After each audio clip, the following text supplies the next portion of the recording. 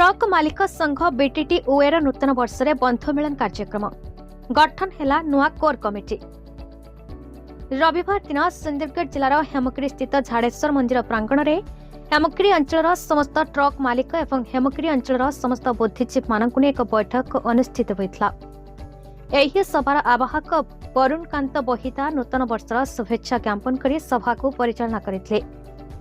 बैठकर मुख्य उद्देश्य पूर्वर थिबा ट्रक मालिक संघ बीटीटी ओए को पुनः प्रचलन करने एवं अंचल गाड़ी मालिक माने तथा नूतन भाव में आशायी थिबा युवक माने किपरि गाड़ी आनी निज अंचल में थिबा खणी खातानु सुचारू रूपे गाड़ी परिचालना करी परिवार भरण पोषण करिपारिबे से दिगरे बीटीटी ओए पूर्ण सहयोग करिबे बोली आलोचना करा जायथला। एही सभारे गटे कोर कमिटी गठन करा जायथला।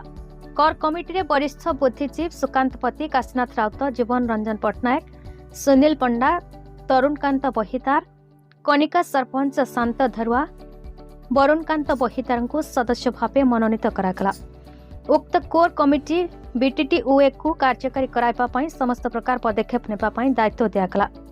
उक्त सभारे अजय अग्रवाल, पूर्वतन समिति सभ्य प्रमोद पति, ललित बाकर, कृष्णचंद्र पटेल, जलंधर पटेल, अरुण प्रधान, हरिश्चंद्र पंडा, प्रकाश पटेल, नित्यानंद शाह, सिराज प्रधान, बबलू पटेल, सात्विक राउत, उत्तम दे, डुडुका पूर्वतन सरपंच सचिंद्र भोई, कलाकान्हु मेहर, अजय वाजपेयी, एमडी इंतिहाज तथा नूतन भाव में अंचल गाड़ी आनिबा पई आशायी थिबा अनेक सदस्य माने उपस्थित थिले।